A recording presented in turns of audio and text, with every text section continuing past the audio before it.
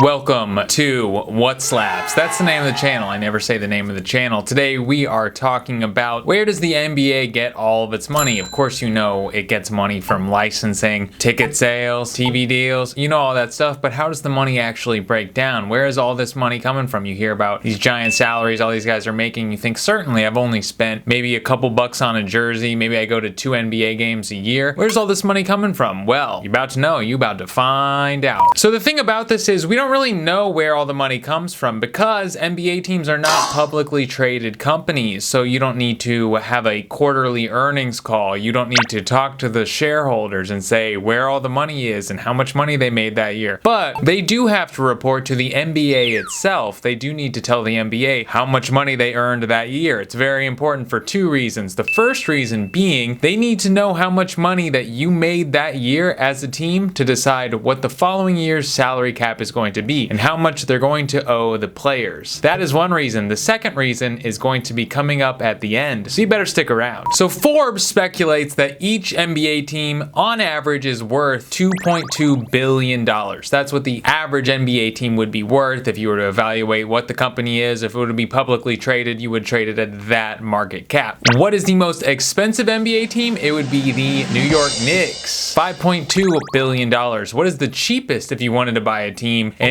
that team was for sale? It would be the Memphis Grizzlies at 1.5. Doesn't sound like that big of a difference. Granted, $3 billion is $3 billion. That's a lot of money. But if you're a billionaire like Steve Ballmer and you have $200 billion, what's the difference? Why not buy one of the biggest brands in the world, the New York Knicks, rather than the Memphis Grizzlies, who, you know, good team or whatever, but if you show someone the Memphis Grizzlies logo, they're probably not going to know what it is if they're in Uzbekistan. Why is the evaluation guide kind of similar in a way? Again, saving that toward the end, because we're going to talk about why all the NBA teams are very lucrative to own and why they're all kind of similar. Moving on. The least important revenue stream for the NBA is actually the oldest. It's ticket sales. It's actually selling tickets to watch people live play the game of basketball, which is kind of interesting. It makes up about 20% of the NBA's general revenue, which seems like a lot, but compared to the other revenue streams, it's actually not that much. And it's also very hard to find definitive information on how much money these teams make on gate receipts. This is the second time I'm recording this because it's very hard to find. I will say this, in the 2020-2021 season, the Golden State Warriors made only $7 million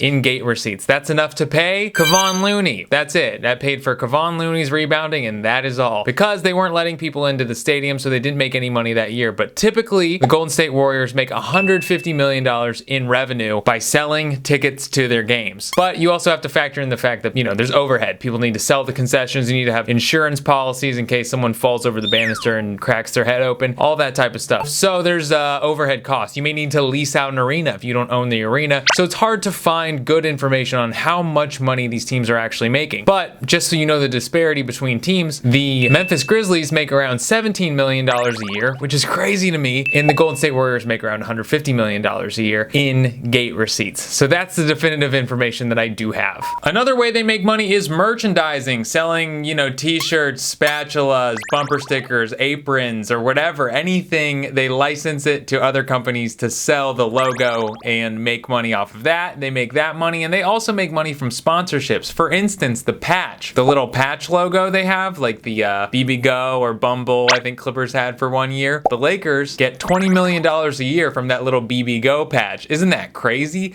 Also, every team makes $10 million from Nike because of the jersey deal that they have with the NBA. The deal in total over however many years it is $1 billion. So if Nike's going to spend all that money, that's why they're going to have a new jersey every year. So you're incentivized to say, oh, that jersey looks fire. I love that jersey. I got to get it. I'm a Lakers fan. I'm a Hawks fan. I got to get the new jersey. You're going to want a new jersey every year because there is a new jersey every year. If you're just using the same jerseys every year, no one's going to get a new jersey because they have one. They're not going to buy 2 of the same jersey. The NBA also makes $500 million a year from Tencent, a Chinese company that has exclusive broadcasting rights in China. If you didn't watch my video from last week, I talk about how the NBA lost that $500 million in 2019. They now have it back, but it's a very interesting story how much revenue was lost by the NBA for disparaging China.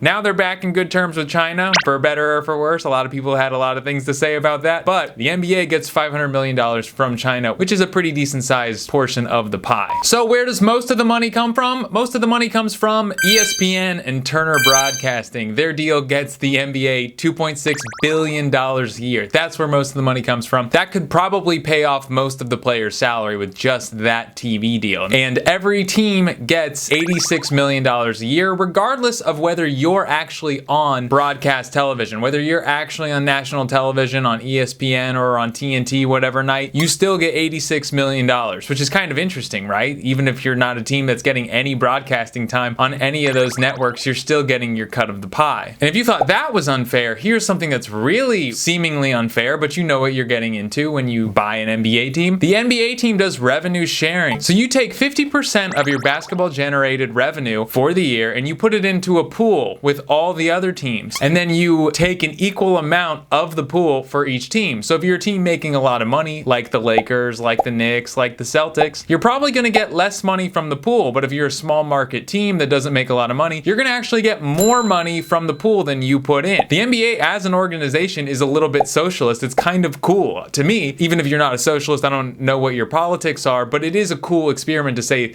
this is the way we run the NBA. You can buy an NBA team, but we do something to make sure that everyone gets a fair deal and everyone's on the same page. It's not like baseball where any team can spend however much money they want and they can make as much money as they want and they get to keep all their money. The NBA makes it so we're all going to share revenue. We're all in this boat together. And what's good for the NBA is good for any team. The only caveat is you have to make 70% of the average. So you can't be totally abysmal. So if you're making like 50% of the average, that's not going to cut it. I don't know what happens then. Also, another thing that averages it out, if you watched my other videos, you know that the luxury tax money goes to teams who didn't go into the luxury tax. So if you're a small market team, you're getting a little bit more out of the pool than you put in, and you're also getting some of that luxury tax money, which is pretty cool. So regardless of whether you're in a small market or you're in a bad team or your team's in a bad position, you're going to make a lot of money as an NBA team. Regardless of how good you are, regardless of how strong your brand is, you're going to make lots of money. And that is why the Grizzlies cost $1.5 million and the Knicks cost $5.2. That's why there's not that much of a disparity between them, because every NBA team makes money. And to some degree, they make the same amount of money if you really think about it. Obviously, there's different cases for different owners. Some of them own their arenas, so they make different amounts of money. But in reality, if you're an NBA owner, you kind of have like a built-in salary of what you're going to make. So you can do a pretty bad job and still make a lot of money. I'm not saying all the owners do or any of the owners do. I'm just saying you can. All right, thank you for watching this video. This has been fun. I really liked doing the research for this one. But it's hot. It's getting hot.